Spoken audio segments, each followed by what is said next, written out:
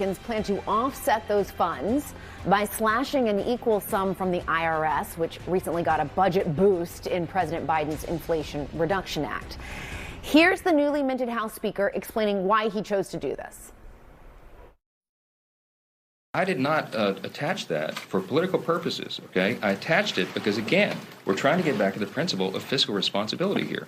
And that was the easiest and largest pile of money that's sitting there for us to be able to pay for this immediate obligation. And so we're going to stand for that, and I'm going to continue to message that to the American people.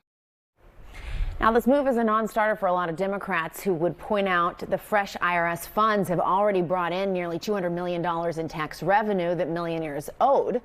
And the bill is likely doomed on the Senate side in its current form.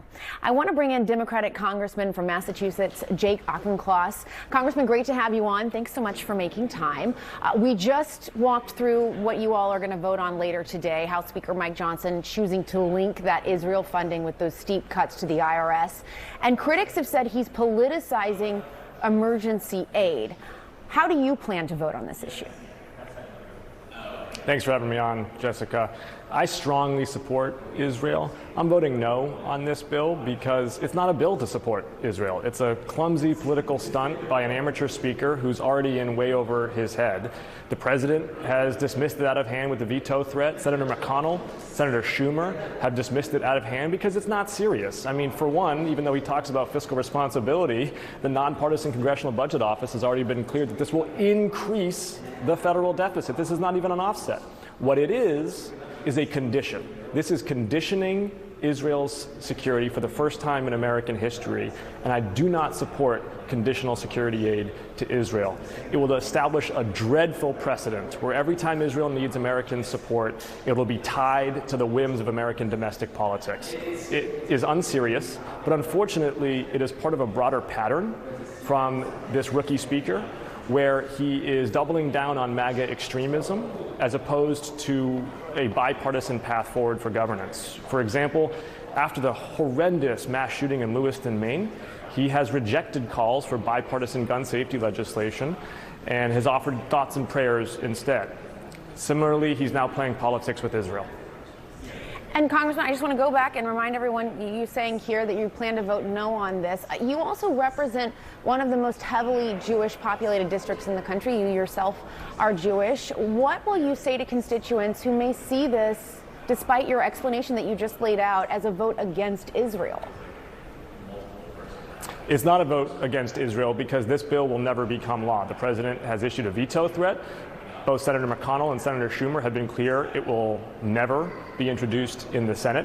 What this bill does do is establish a precedent that conditions aid to Israel. That precedent, which would be the first time that any country has been subject to conditioned aid, will undermine Israel's long-term security because every time Israel needs further American support, it'll be tethered to the whims of partisan politics. That is not good for Israel's security. If we can get a bill into the House, which I expect we will, that offers unconditional security aid to Israel, I look forward to being strongly in support of it. And I want to talk more broadly about what we're seeing across the country right now. You've been outspoken with your criticism of your alma mater, Harvard, and its response to the attacks on Israel by Hamas and student groups there on campus. We have seen a soaring number of anti-Semitic incidents across the country. It's 388% of an increase from the ADL, that's what they say. But at college campuses specifically, Harvard, of course, is a private university. The Biden administration has put out what it hopes are steps and done what it can do, it says, to help combat this. But what other levers of government do you think can be used to combat this anti-Semitism? The anti-Semitism that is bubbling up left and right is horrendous in this country and the world over.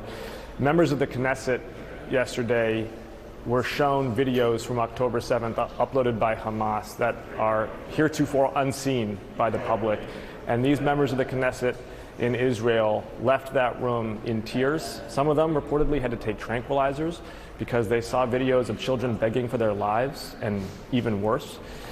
And yet, morally misguided people, including many on college campuses, are somehow celebrating Hamas as resistance fighters. Hamas is an internationally recognized terrorist organization. They are depraved, and Israel needs to destroy them.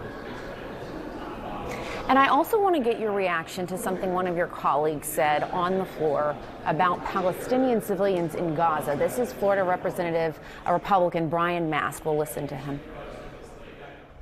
I would encourage the other side to not so lightly throw around the idea of innocent Palestinian civilians, as is frequently said. I don't think we would so lightly throw around the term innocent Nazi civilians during World War II. And he's faced widespread condemnation for those comments. What do you say? I reject those comments.